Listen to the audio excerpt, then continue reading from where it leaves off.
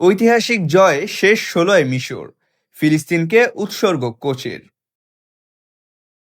Football বিশ্বকাপের knockout পর্বে প্রথমবারের মতো জয় তুলে নিয়ে ইতিহাস গড়ছে মিশর। শুক্রবার স্থানীয় সময় শেষ ৩২-এর ম্যাচে টাইব্রেকারে অস্ট্রেলিয়াকে ৪-২ ব্যবধানে হারিয়ে শেষ ১৬ নিশ্চিত করে দলটি। নির্ধারিত ও অতিরিক্ত সময় শেষে ম্যাচটি ১-১ সমতায় থাকায় ফল নির্ধারণ হয় টাইব্রেকারে। মিশরের ৪ শটই জালে জড়ালেও অস্ট্রেলিয়া ২টি শট মিস করে। ম্যাচ শেষে মিশরের কোচ হোসাম হাসান এই ঐতিহাসিক জয় ফিলিস্তিনের জনগণের উদ্দেশ্যে উৎসর্গ করেন। তিনি আল্লাহর কাছে ফিলিস্তিনিদের বিজয় ও শহীদদের জন্য রহমত কামনা করেন।